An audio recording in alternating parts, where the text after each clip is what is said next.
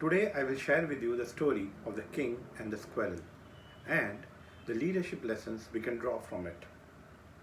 Hi, I'm Subrata. I'm a performance leadership coach. Simplify performance and support professionals, leaders and entrepreneurs to achieve their objectives. If you find my post interesting, request you to kindly click on the like button and share the post. Also kindly share your views below. Long time ago, in this land of Bharat, there used to be a great king. It is said that there has never been a king as great as him, before him or after him. Towards the end of his rule, he started worrying about what would people remember him for. So he decided to hold a great dan ceremony. That is, he would give gift to his subjects. The minister organized a great ceremony. People from all across the kingdom and people from outside the kingdom came to take gifts and dan from the king. He gave food, he gave grains, he gave cows, he gave everything that he could to the poor and the needy. He also distributed a lot of wealth. As the day came to a close, the minister announced that there has never been a ceremony of dan as great as this.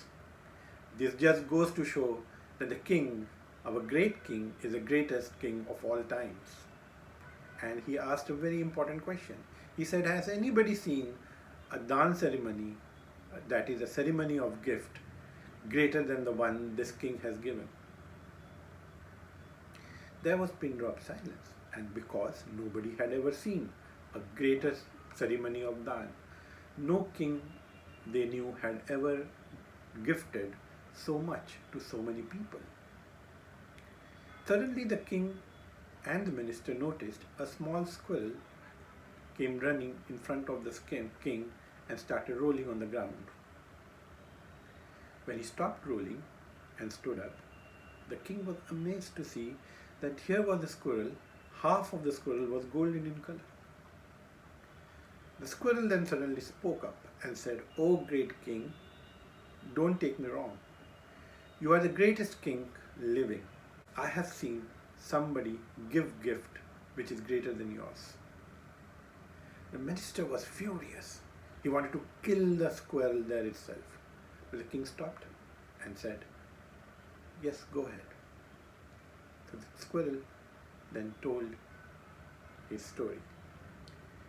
He reminded the king that 5 years back there was a great famine in his kingdom and people were dying of starvation in spite of all the effort that he had made. He said he had not eaten for a number of days and was on the verge of dying. And he was going through villages that had emptied. People had died and migrated in search of food. As the evening set in and he was sure that he is not going to live, he saw a poor Brahmin walking.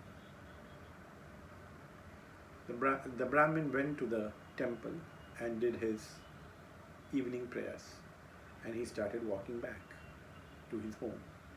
The squirrel followed him, hoping that he will get something to eat. When he reached the Brahmin's house, he heard the Brahmin tell his wife that he had got a small portion of rice after having starved for so many days. He asked his wife to cook the rice and they will all share in it. As they were just going to start eating, a beggar came, and you could see that the beggar had not eaten for a number of days. So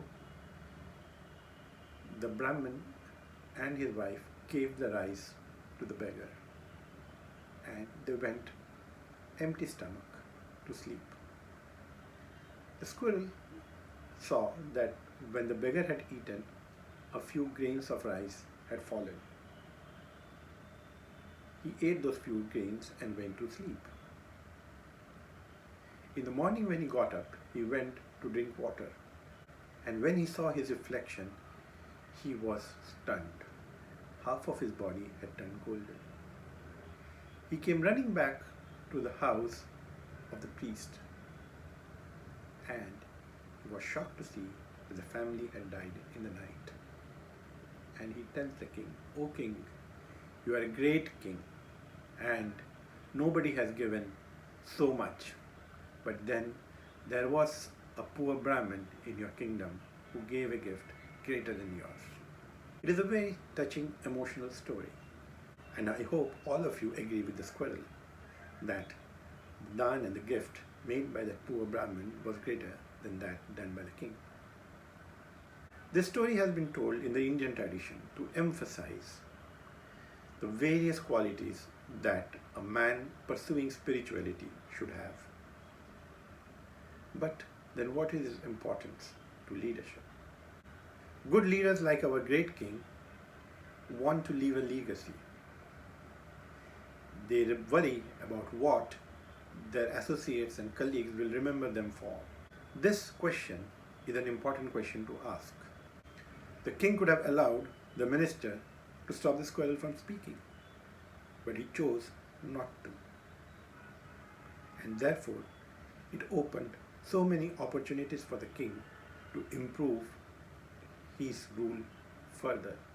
It changed, in some ways, the way he understood what was greatness.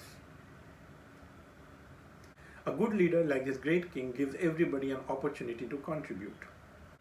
Ideas can come from anywhere, from people who are senior to people who are junior. People we may think are insignificant can come up with ideas and can make major contribution.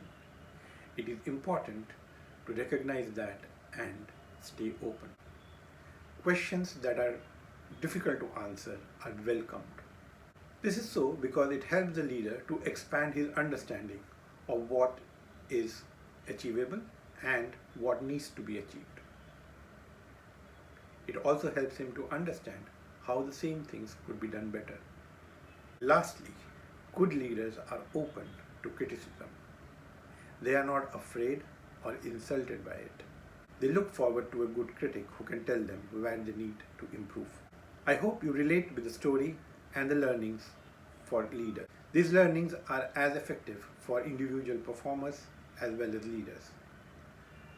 I hope you found the story interesting and the lessons useful. Thank you for viewing this video. I look forward to you sharing your views in the comment section below. Kindly click the like button and goodbye till the next time. Thank you.